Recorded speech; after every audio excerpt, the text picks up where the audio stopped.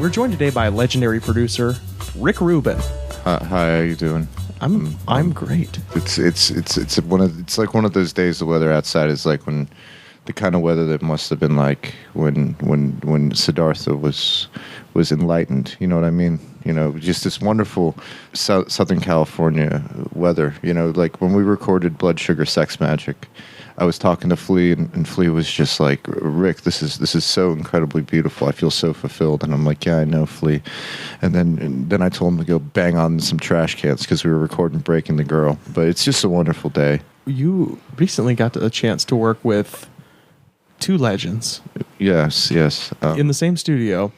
Yeah. Those legends being somehow still alive Johnny Cash and Nashville Skyline era Bob Dylan. Yeah.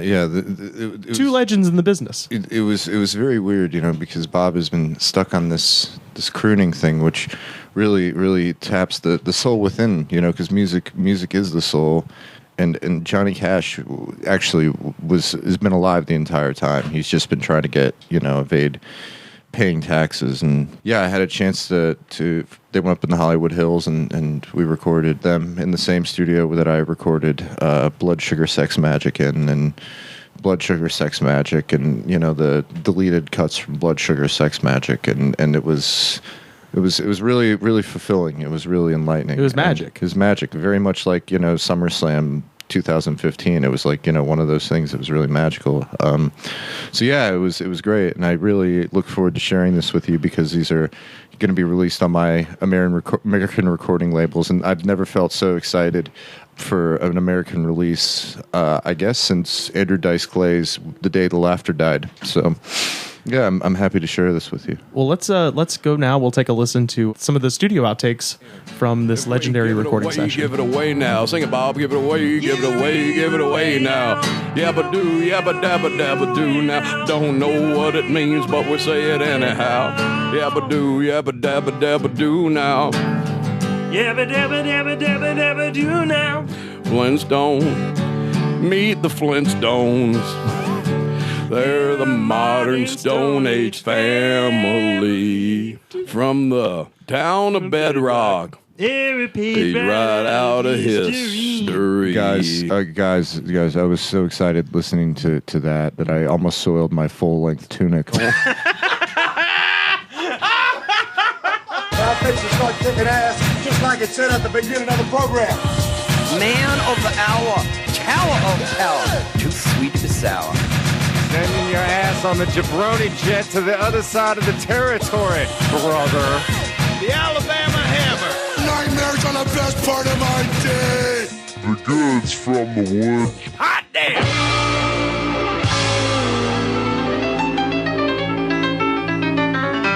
Welcome to the Goods from the Woods. My name is Rivers Langley. What the fuck's happening? Pat Riley. My sweet tea went down the wrong pipe. Oh, wasn't ready for it. Yeah, that's fine. Just continue. It was a good night. Bottom made, twisted steel, supersonic sex appeal. If you don't like this mess, you got the wrong address, son. And what are we listening to right now? Here we go with Pat. Ghostbusters. It's Ray Parker Jr. with Ghostbusters. Oh, okay. Yes, It's the new remix. it's the new remix. The Bustin' remix.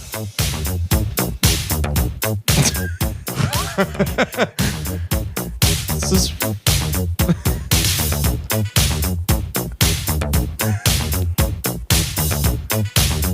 Yeah. If there's something strange, sleeping in your bed. Let me tell you something. If there's something weird, sleeping in your bed. Let me tell you something. Bustin' makes me feel good.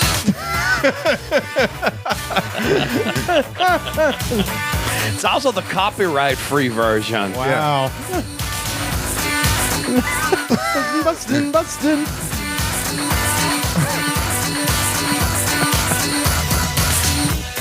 Wow. You told me to look this up, and it turns out I actually have seen this after I went down the rabbit hole of the Lenny Kravitz remix. Yes. Have you seen that one? It's the same guy. Yeah, it's the same guy. The lyrics of Fly Away. These two are the funniest music videos on YouTube. I think this You'll is think it. it's a real one, but you'll be pleasantly mistaken because Oh, yeah. Feel the Kravitz. yeah, my mom loves Lenny Kravitz. Loves Lenny Kravitz. I wish that I could fly, that I could fly, that I could fly. Just like a dragonfly. I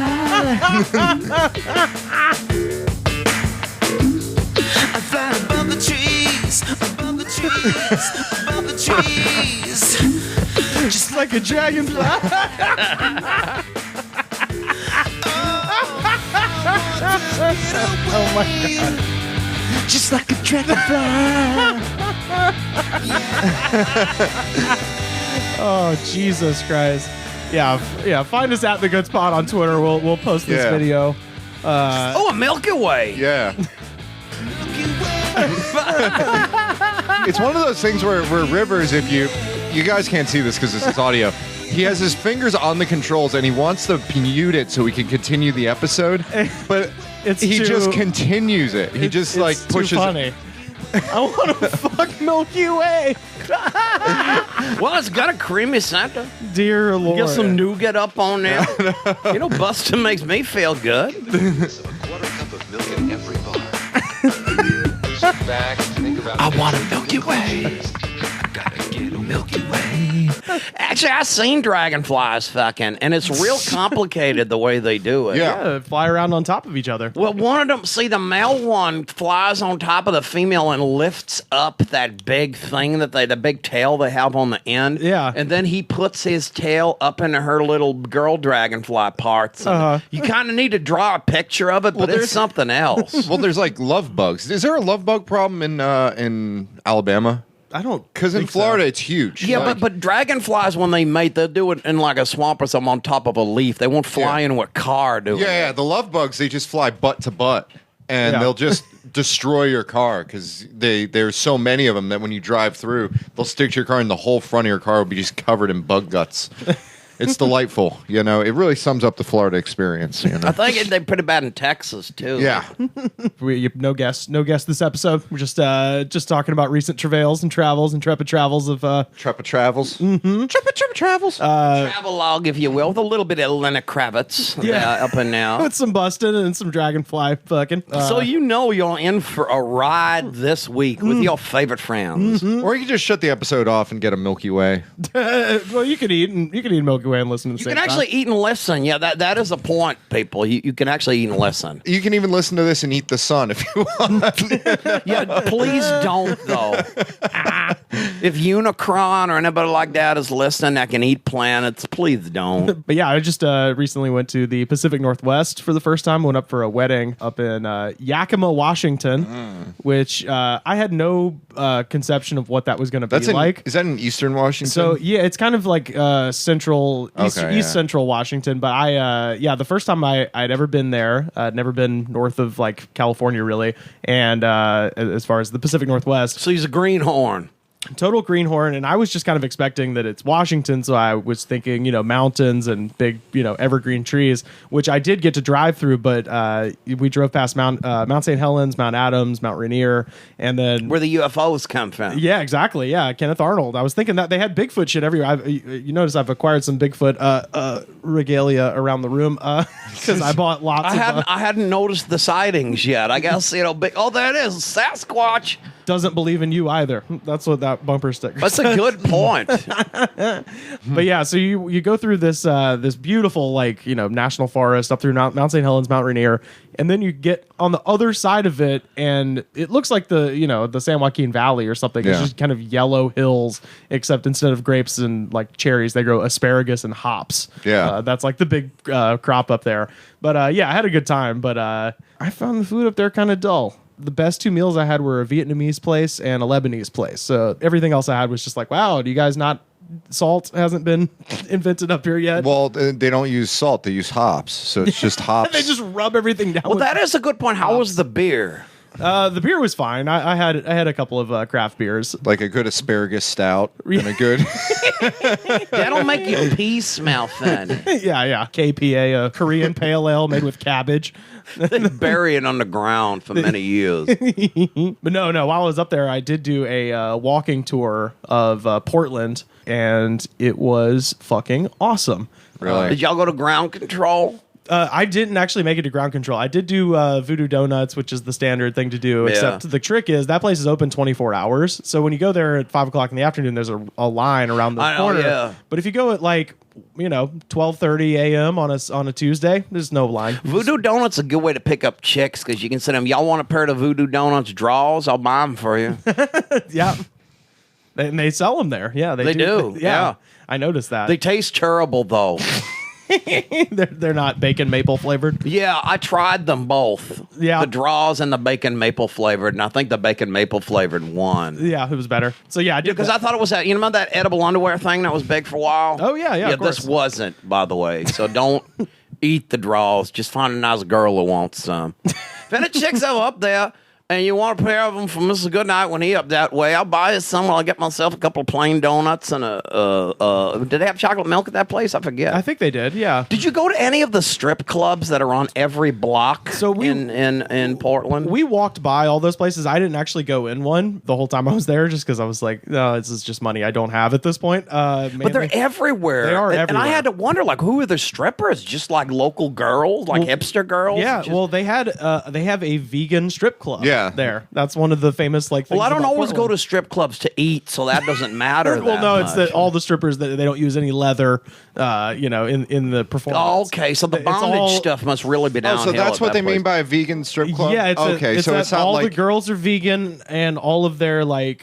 they're not using real feathers in the boa. They're not using when they leather take off in the their boots. clothes, I really don't care what they eat. Yeah, exactly. So I don't know how that matters. I thought when they said, because there was the whole story where Cory Booker was exchanging DMs on Twitter with a woman that worked at one of the vegan strip clubs. Uh-huh. And I thought it was just the buffet that they have, the lunch buffet. I think it's that too. Gardein wings and things like that. It's that too, but also there's so it goes even further. Okay. Yeah. Well, how are the girls? Because if the girls ain't good, I'm not going there because the food don't sound good. Yeah, like I said, I didn't go. We just walked past it, but we did take the walking tour of Portland, and we did the Portland Underground because I was interested in seeing the Shanghai tunnels. Do you guys know about that? No. So basically, in the 1800s, in the 1880s, if a ship captain had a bunch of people jump ship and he was going out on a voyage out to the East Indies, basically he had all the ship captains had relationships with all the hotel and bar owners. Oh in yeah, town. I saw an episode of Bonanza like this. Exactly, and they would say oh yeah, we need 6 guys, and the legend goes that you'd be sitting on a bar stool and then you'd start feeling real dizzy all of a sudden, and then you fall backwards down a grease chute into the tunnels underneath Portland, and they just grab you and put you on a boat to Shanghai, and it was called being Shanghaied. The actual name for it was crimping, and there was a guy based out of Portland who was, I guess, the most known for this, was named James Bunko Kelly, and he was... Why is he called Bunko? Well, because Bunko in the 1800s is he into the game It Bunko? meant fraud. Yeah, flim flam artist. I thought they called him Bunko because he liked to go to the church and play Bunko with all the old ladies.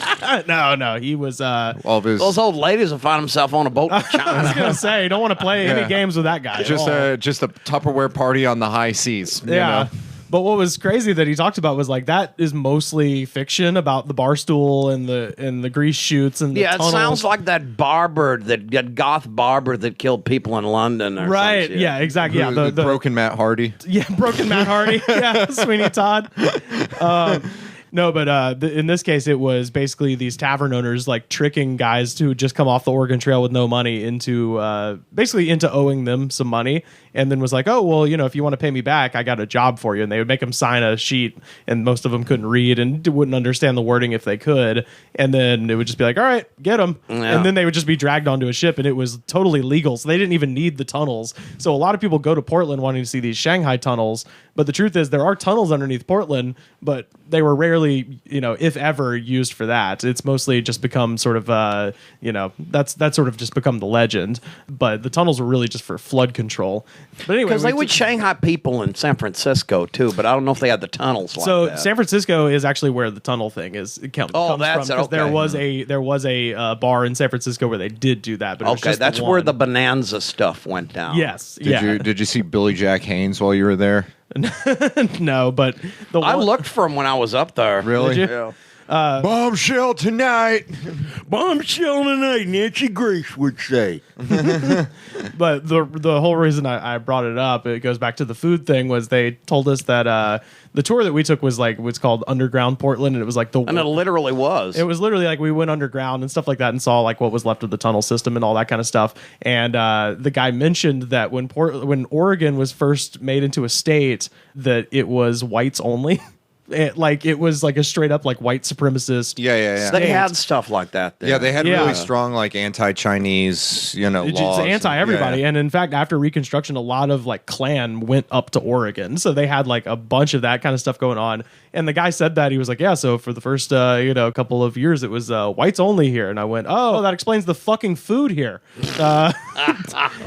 You're not letting them go about that food, Rufus. It was bland as shit. And I was like, oh, it's because it was founded by a bunch of guys who don't know what pepper and garlic and salt is.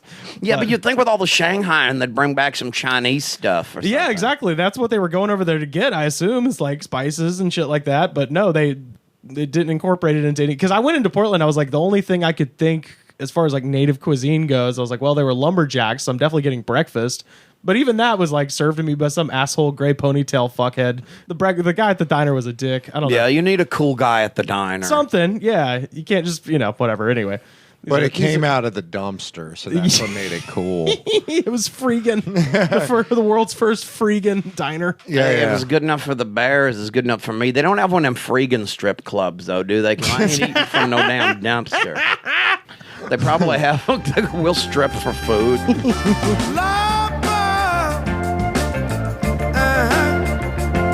Done bit me. Done bit me.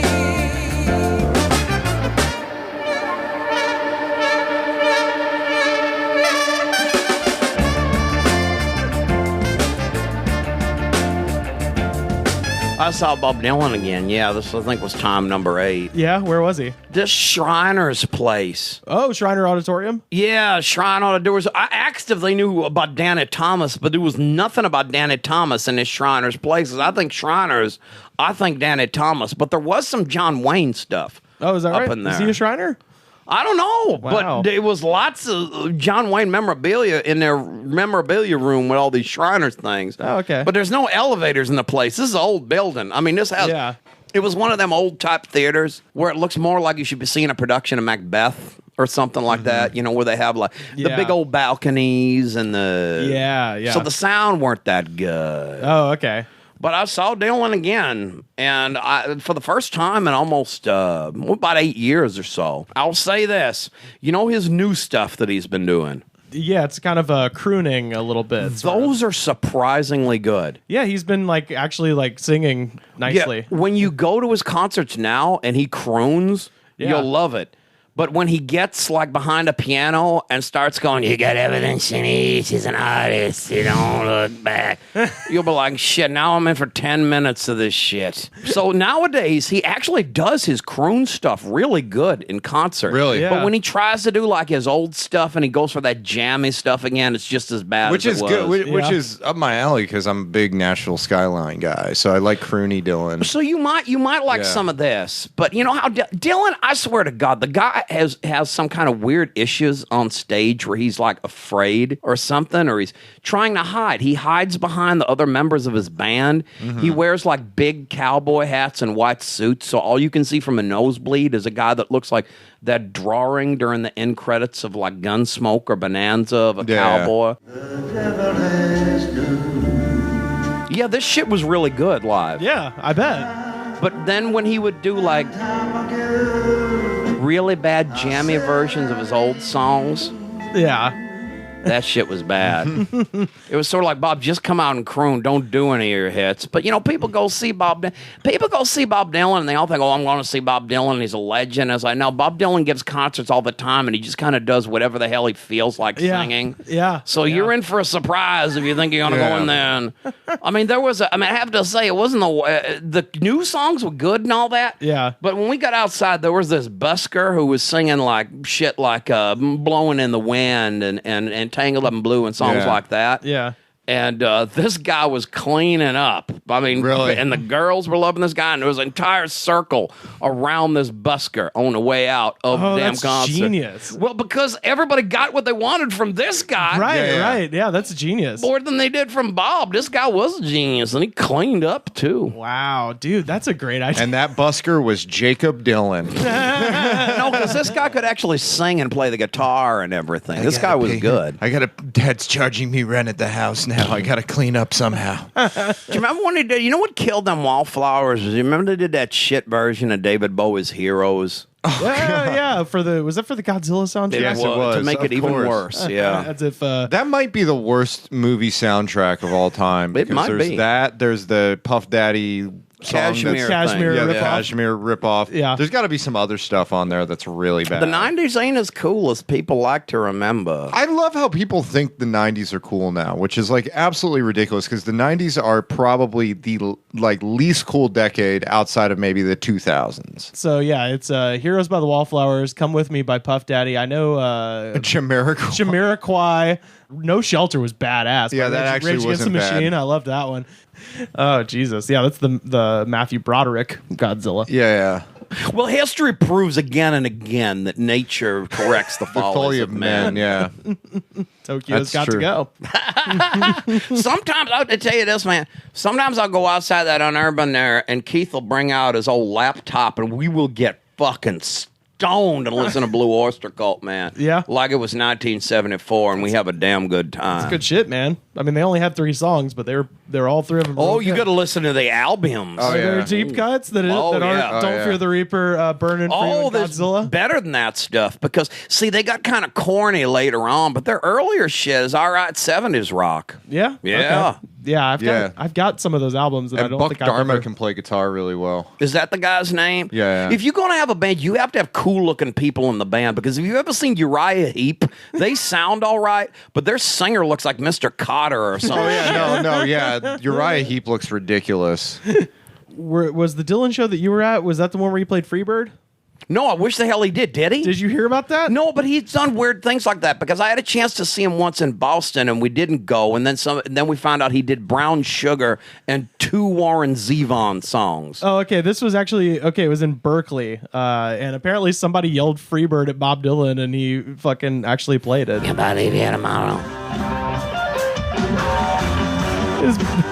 The band's actually killing it. Well, that's actually the problem when you go to see Dylan. His band is really professional, so sometimes he just hides behind his band the whole night. Right.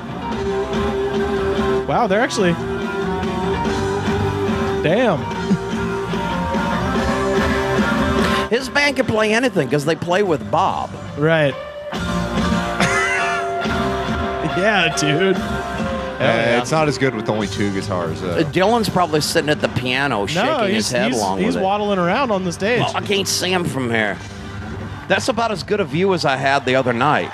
Did they whip out any surprise? No, he did Tangle Up in Blue, but by the second verse, all the lyrics were incomprehensible, which is a problem because the fun of any time you hear Bob do Tangled Up in Blue live is he changes the lyrics so much. The story is about something else altogether. Right. I dropped out his car at night outside the wilderness, and that was the last lyrical change we heard because by the end, the verses he's like, the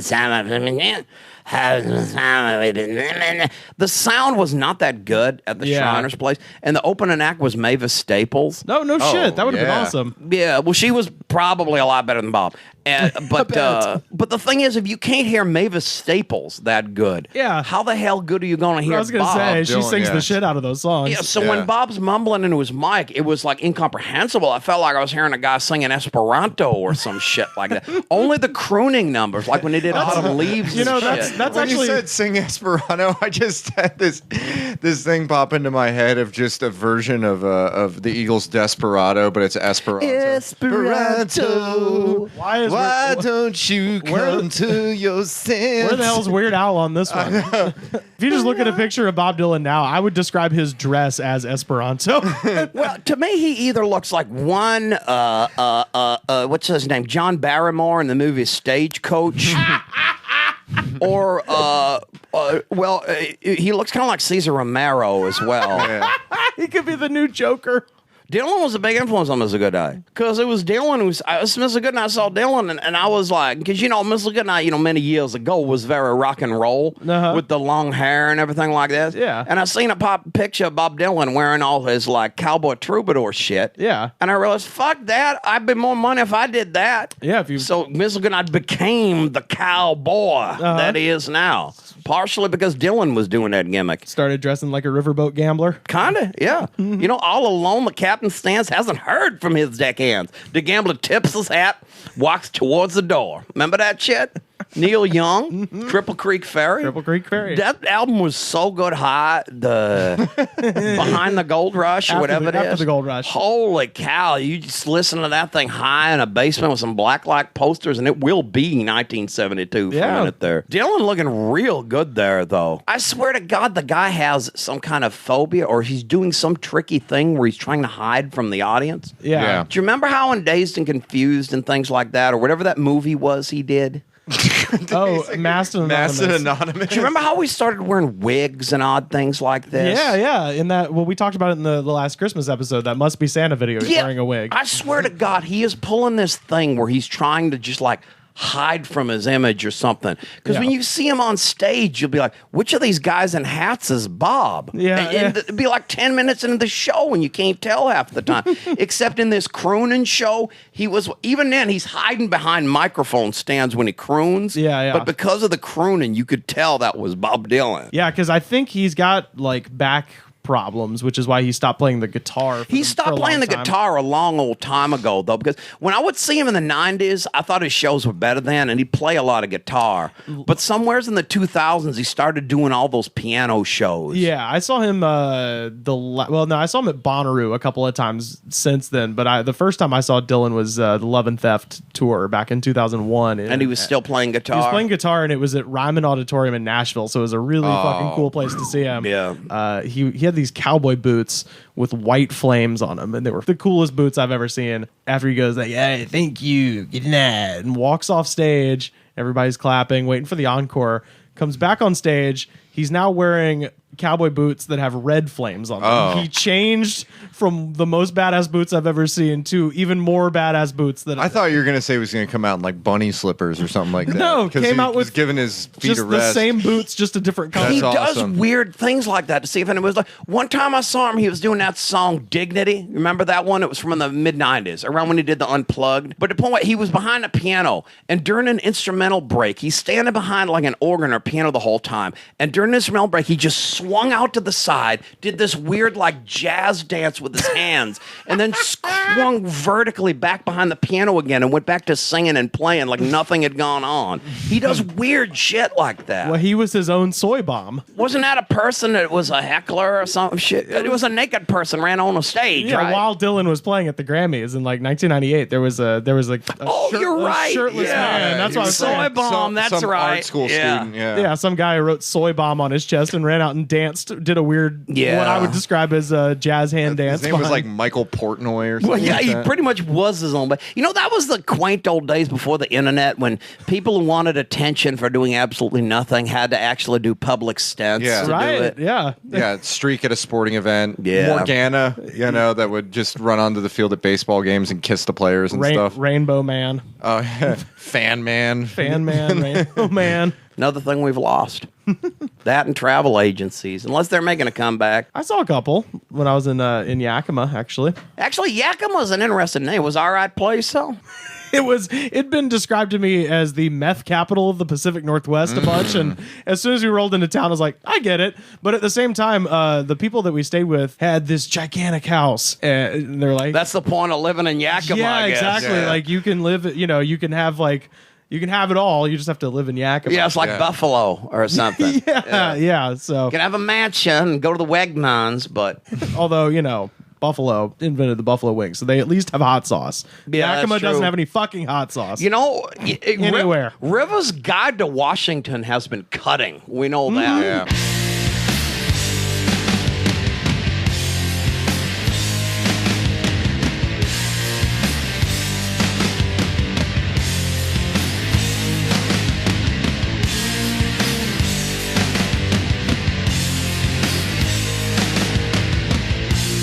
I finally got to meet Pat's family. They were in town. Yeah, they were Got to sad. meet- They were sad to miss Mr. Goodnight because my dad was just like, "You think we should like pick up Mr. Goodnight and take him along with us?" Well, shit, you should have called me. What day was it? I think it was like a Monday.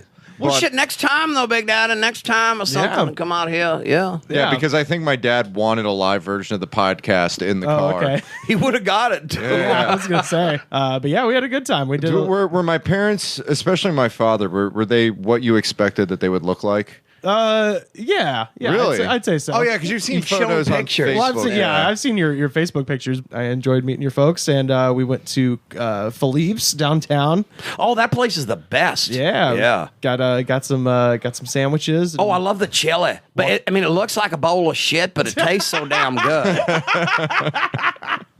And Philippe still has one of them Custer's Last Stand lithographs. Yeah. I always try to sit near that so I can look at that. Yeah, so we went there and then walked around Chinatown. Yeah, but the best part was we tried to cut a sandwich, but we only had a fork. So my dad produced his Leatherman pocket knife. and we that had was to- my favorite part. Yeah, Yeah, we had to cut a pastrami French dip sandwich. Yeah, with a a- Leatherman. maybe a 2-inch blade. Yeah. 3-inch blade at the most. And it was on like kind of a styrofoam plate, so we were cutting into the plate. Well, see, that's where I come in handy because I always have a knife. Yeah, see, we needed a bigger knife. So that's where Goodnight comes in because you're going to need a bigger knife, and Goodnight can cut any ladies, listen, you need a sandwich cut or a jar open. I can help. Just come in like, that's not a knife. This is a knife. Like Crocodile Barndee there, or whatever that movie was. Bayou Billy, yeah. Hey, Billy. Versus Bayou Billy. Bayou Billy. What's in that guy's mouth? Adventures of Bayou Billy. Maybe they had Bob Dylan do it. He looked like a bad guy in the game anyway.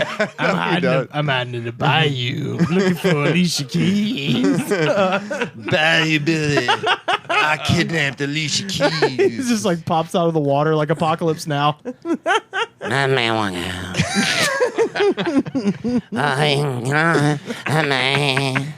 And then you get halfway through the video game and you realize he's been doing like a Rolling Stone the whole time. Well, that's what the band. Bob's band, has to have a lot of talent because Yeah. you know how Bob is. He'll start the song and then he'll just go to solos without telling them. Yeah. And then they'll see. I love when Bob did those songs that were on point because when he did the crooning ones, they were short and they were tight. Right. What usually Bob does is he'll do like Highway 61 or something. So it'll be an endless jam, and you don't know when the solos are going to come. You don't know when the verses are going to come, and he's not telling the band any of this. So the solos just happen when Bob stops growling lyrics for a verse. Right. So then the band starts to solo, and so it's one of those solos that just sounds like the music behind the regular verses. Right. Except Bob's not fucking singing. And then they'll start, getting into it, and then Bob will just start singing again. So you never know what's going on with Bob and his long jams. He played this blues jam. I don't remember what the hell song it was supposed to be at the Shriners, but holy God, by the time all I could think of is, remember when Mean Gene talked to the Ultimate Warrior and the black goo started running down Mean Gene's hand? Papa Shango is what it was. And the last thing Mean Gene says when Papa Shango leaves is, thank God that's over. And that's the way I felt when that blues jam with Bob Dylan was done at the Shriners because it was terrible. I thought that you said that like we were gonna say that Black goo started coming down. Bob Dylan's forehead. Yeah. you wouldn't be able to see it because of the big hat that he had on. Yeah, Oh, yeah. the stage lights, it's too dark. He's dressed a little like Papa Shango. Papa Shango. no face paint, but he's got the hat and the and the suit and everything. That's true. But yeah, That's true, we went to Philippe's. We cut a sandwich with a pocket knife. My dad had trouble figuring out how his camera phone worked. That shit's hard. Went up to the Hollywood sign, saw Tommy Shaw's house. Yeah, that was good. His old Very house. happy. What was your favorite letter on the Hollywood sign? Well, I like the H. It really sets it off with a bang. I like that lower O. The O that's a third little O? bit. Yeah. Yeah, That was it's good. like, can we say this on the radio? It's like breasts or bowels or something. They ain't necessarily even, but they're there. Yeah, my father tried to take a photo of a fountain in Chinatown, and He took about 70 photos. Yeah, he took about 70 photos of it because he just kept his finger on the and on it did the buttons. burst. Yeah, and he didn't know his camera was set on burst, so he ended up taking just this long run of photos and had his finger down. So he was just like, "Shit, I got 70 pictures of this fountain." And he just looked incredulous. Well, that's how the great photographers work. They take a lot and then they really make the photo when they edit it. Yeah. Really, yeah. Good ass day. Yeah, it's fun.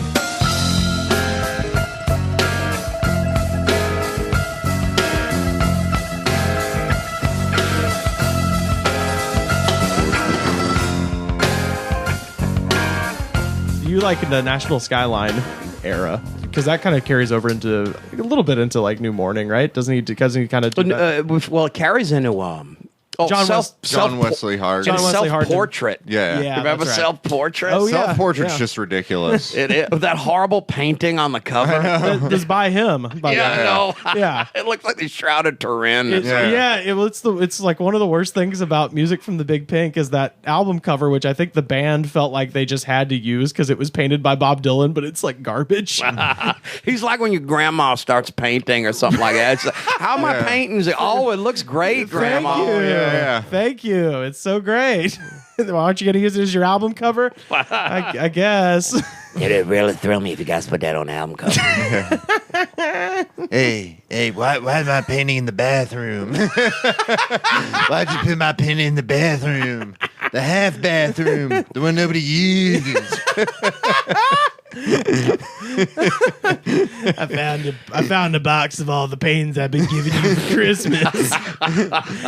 If you didn't like them, you could have just sent them back. Well, remember when he had self-portrait? He had every member of the band done like that. Imagine sitting in a toilet and that self-portrait face is just looking at you while you're trying to take a shit. Don't piss off Grandma Bob. I won't give you my collector plates when I die. I won't give you that little candy. It looks like a strawberry in a wrapper. You're not getting any of my recipes when I die. You're not gonna read my soap opera magazine. Can you help me with this crossword puzzle? What's French for cover? 4 letters. A 5-letter word for somebody who can't paint, but people put their pictures on albums anyway. Starts with a D.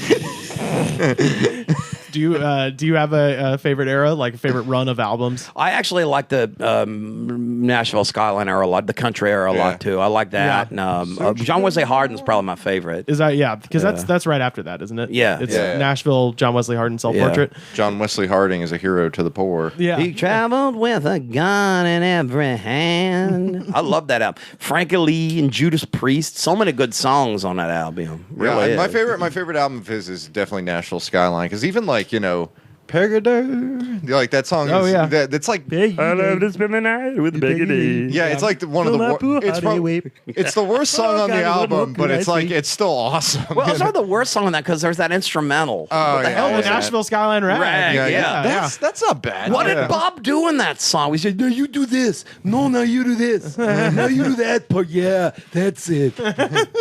He just wanted to do his own version of Mountain Jam, but he lost attention. He just kind of left the room. Well, that's kind of what his concerts are like now, actually. It's all Mountain Jam. Yeah, well, except he can't sing the Oh, me, oh, my. I love my country bass. Yeah. Because I did like the thing that I love is the old Johnny Cash show when he went on and did the guest appearance. Oh, yeah, playing yeah. the songs. Oh, yeah, like he did that song from Girl from the North Country and stuff like that. Going to the North Country Fair. Yeah, there's the bootleg that you can get of him and Johnny Cash. Oh, I used to listen to that all the time. That's the shit. Oh, love, oh, careless love. Take a verse, Bob. That shit is where they're doing been seeing here one with a matchbox hold my clothes. Love that shit. Doing They Carl call Perkins and that shit. good old Mountain Dew, doo, doo. And them that refuse it are few. I love that. Yeah, I don't think any two voices have ever Yeah. like mixed so weirdly together than Johnny Cash and Bob Dylan. Pass your window or pass your tree, but you won't pass by my 45. I used to listen to that thing all the fucking time. Yeah, That was one of my Could you favorites. do more Johnny Cash, please? More Johnny Cash? You Yeah. gotta hit yourself and throw it like this to be. Hello, I'm Johnny Cash. I felt. Well, he sang some Bob songs on that too. yeah. Remember? Well, I think he does. And Bob sang "Ring of Fire." I fell into a burning ring of fire. Come on, Bob, try and sing it now. You know, love is a burning thing. Come on, Bob, sing it. A burning ring of fire. I love Johnny Cash in the '80s when he started looking like a grandma. When he started looking like a Meemaw. Oh, he had that crazy feathered hair. Yeah, and he would wear like tons of lace. Yeah. He had like lace. He looked like Black lace. Well, he though, looked so like it's a all right. pirate and shit. Like he looked like he was about to go Yeah, he looked like he was wearing he looked like he was wearing Ruth Bader Ginsburg's like judicial vestments.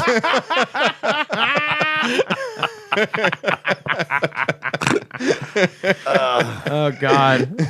I liked when he was on Columbo. Have you ever seen that? No. That's the best of Homicide. What are you doing here, Columbo? You might think, oh, Johnny Cash on Columbo. There's no way that could be as good as it sounds. It really is. Yeah. It really is. Yeah, I don't know. I do love the Nashville Skyline era as well, but I mean my favorite run's just the classic, the three. The mid-'60s run. Bringing it all back home. Highway 61, Blonde on Blonde. You know, it's one of those things. I think it's good, but when I go to see him in concert, I don't want to hear it because No. it sounded great then when he had that really 60s sound with the organs. And oh, those I just mean recorded. Yeah. Yeah. No, if I'm going to see him live, it's like, okay, just do Love and Theft, the stuff that still sounds like what you sound because like now. it's like, Bob, please, if you're listening, Bob, if you listen to one thing that we say in this show, please stop doing When You Go Your Way and I Go Mine, because the whole world is sick of hearing that one in concert by now. Yeah, well, and what does it sound like now? I'd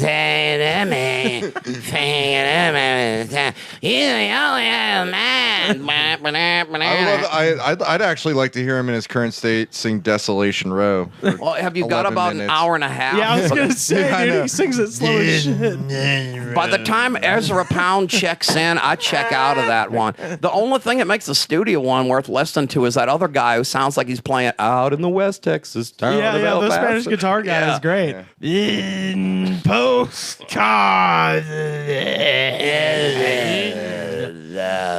Oh my God, he would probably die before the song ended. I think we'd all die before the song ended. Talk about, that's why they call it the never-ending tour. He starts one of these songs and it never fucking ends. Yeah. Oh God. Goodnight and I. Speaking of that, we were at an open mic, and it's a mixed open mic where there's musicians, and the musicians get two songs, and we were trying to figure out, because one of the musicians that went up was up there for a really long time, and we were trying to figure out what two songs he performed, and we agreed that it was Mountain Jam and the version of Whipping Post from Live at the Fillmore East. Yeah. Because he's out there for a long old time. I'll tell you that. My uncle Steve was there at Fillmore East for the recording of that. Wow. And there was a bomb threat at the beginning of the night. So they had to evacuate the building, and the show didn't get started till 5 a.m. Wow. So what you're listening to on that, I think it's two shows cut together, but the first show was the one he was at, I believe. And that one didn't get started till like 5, 6 a.m. So the concert got out at what, like 8 in the morning? Like 9 in the morning. Yeah, for real. Like they were just spilling out on the streets of New York at 9 a.m. Like, well, that happened. But that's why when the guy you hear at the Good Lord, I feel like I'm dying. Yeah. Oh no, here it comes again. But when you hear the guy at the beginning, because the guy at the beginning, there's no introduction. He goes, "Okay, the Allman Brothers Band." Like, all right, the Allman Brothers Band. The Adventures of Bayou Miller. Valuable. The Allman Brothers Man. But it didn't even matter for that. I love to spend the night with Peggy D. I want to. I didn't know about your ability, Mr. Goodnight, when it comes to doing Johnny Cash. I didn't either. I apparently have just discovered it right now. I thought my Bob Dylan was the forte, but apparently my Johnny Cash is better than Dylan.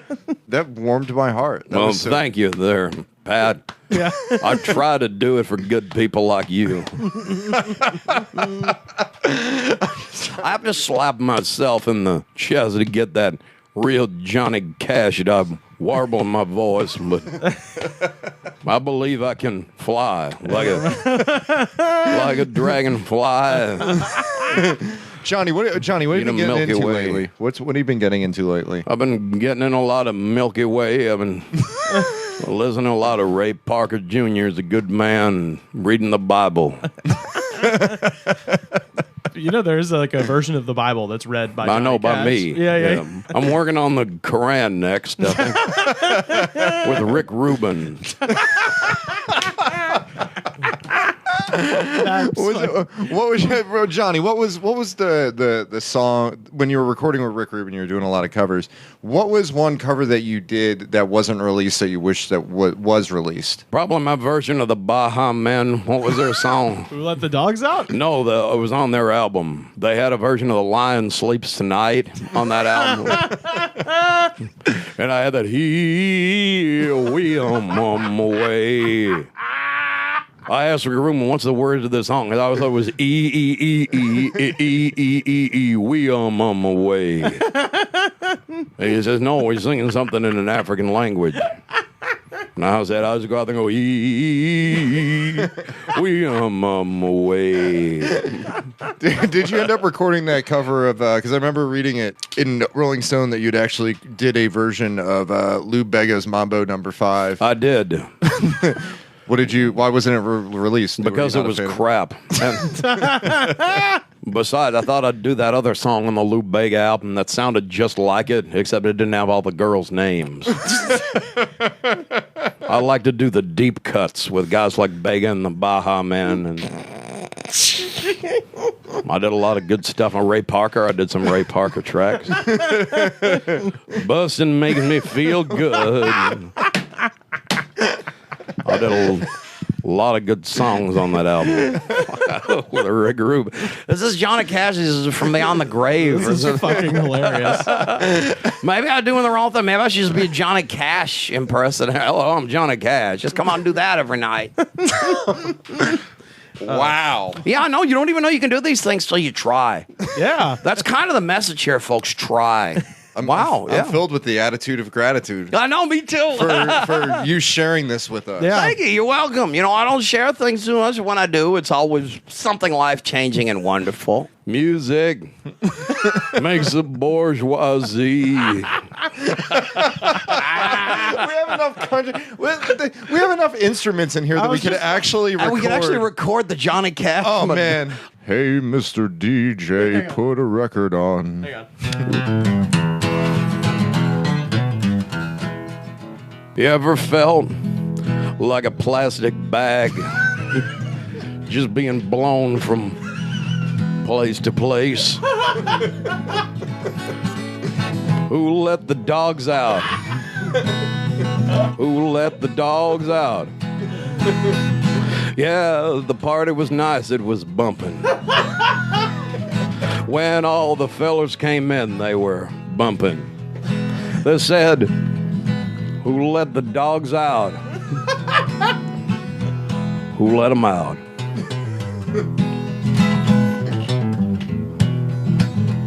Doing pretty good there, Rivers Langley on guitar. I know some of y'all have been in prison a few times, so try to get out to California and the place is so damn crazy you can't find nothing to eat.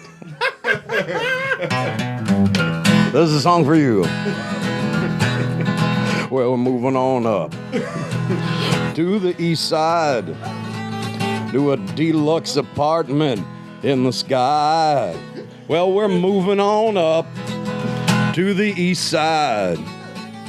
we finally get a piece of the pie. Beans don't boil in the kitchen. Beans don't burn on the grill. Took a whole lot of trying just to get up that hill. Now we up in the big leagues. Got my turn at bat. You want to go to a place where everybody knows your name. Been watching a lot of television. Wow. I think we got a new act, Rivers. The hell of comedy. We'll just go. Johnny Cash does random songs. Name something. Somebody do a song and Johnny Cash will sing it. Rick, you're going to have to give me some new songs I can work on because I don't know this new music.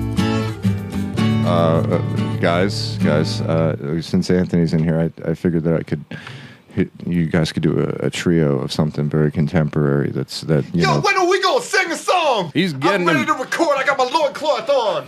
Rick is getting the Indian guys getting impatient here, and we've done a lot of terrible things to his people, so I think we should really get started here and find something that we can all sing together. Here's one we all know. Living on sponge cake. Watching the sun bake. Us tourists are covered with all. Strumming my 6 string on my front porch swing. Smell all those shrimp, they're beginning to ball. Well, I'm wickedy wasting again in Margaritaville. Sicky, searching for my long lost sicker song, y'all. Some people claim there's a woman to blame, but I know it's nobody's fault. It's my own damn fault, is what it is. It could be my fault. It's nobody's fault. Y'all wanna do one together, the chorus? Let's do it, Bob. Wasting away again in Margaritaville. Sickity, searching for my long lost sicker of a song, y'all.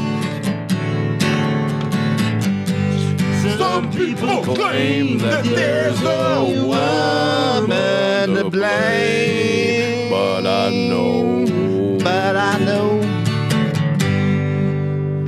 He's my own damn fault. Suck my kiss. That's your window, Bob. Did you guys know that this is the 20th as we record this right now? It's the 20th anniversary of the Austin 316 promo at King of the Ring. Ed Rivers has a Stone Cold shirt on. I saw that this morning. That's why I put on the Stone Cold shirt. There you go. Somebody give us a hell yeah. Hell yeah. That promo is amazing. I rewatched it this morning. It's less than 30 seconds. Like it seems like in my head it's like this long ass amazing speech, but it's real quick. It's real quick. And it made its point pretty quick, and it was great. And the whole arena. The first thing I want is for you to get that piece of crap out of my ring, because I prove without a shadow of a doubt, son, you don't have what it takes anymore. You sit there and you thump your Bible and you say your prayers, and it didn't get you anywhere. Talk about your Psalms, talk about John 3:16. Austin 3:16 says I just whipped your ass. Just think about that, though. If Jake the Snake hadn't all gotten out of shape and born again, Stone Cold's career might not have been quite what it was. Yeah. Well, if there's lots of ifs. That's the crazy Well, thing. no, there's always lots in history like that. I mean, if Bob and what's his name hadn't got together, Johnny Cash, we wouldn't have had so much fun in this sweaty little Disgraceland studio. Yeah, I know. This is almost like the new Big Pink, I think, right now. It really is. You can follow the show on Twitter. We're at The Goods Pod, always putting fun stuff up there. Please feel free to tweet at us. We love to hear from you guys.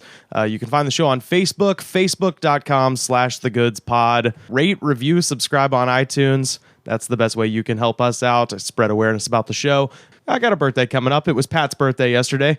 Let's get birthday presents for us. 5 stars, ladies and gentlemen. Give us a rating. Song of the week this week. This is a band that my dear friend Dr. Rock turned me on to a couple of years ago. The band is called The Last, and they put out a really great summer record called LA Explosion. We're going to hear my favorite track off the record now. It's called Every Summer Day. Get out there and have fun, you guys, and we'll see you next week. I wanna go back to when the world was free, when all my friends were just like me.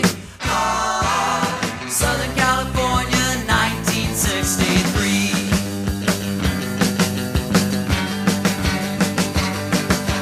Baby, do you wanna take a ride with me down to the sand and the waves and the surf and the sea? The sun is out, the waves are breaking big. Baby, baby, so you take a ride with me and we'll run under the summer sun, ride the summer waves every summer day. Ooh, baby, take a ride with me. I got a brand new car and I can take you around to where the action is. I'm gonna take you down to lonesome beach, cause the gang's all there, and I know that you can make it with your long blonde hair. Then tonight we can make the scene, now where the lights are bright. I think you know what I mean. Ooh, baby, take a ride with me. New vibrations across the nation. It's a new generation. We're feeling the motion. A new education.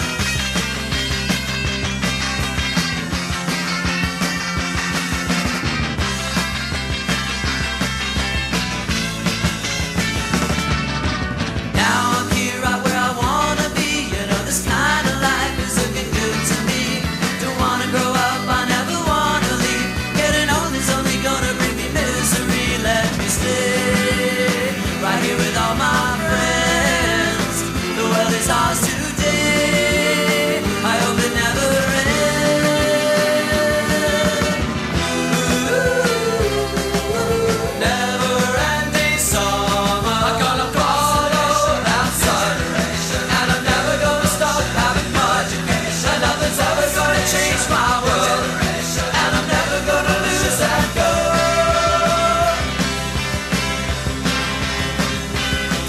Oh, baby, do you wanna take a ride with me down to the sand and the waves and the surf and the sea? The sun is out, the waves are breaking big. Baby, baby, say you'll take a ride with me and we'll run another summer sun, ride the summer waves every summer day. Every summer day. Every summer day. Every summer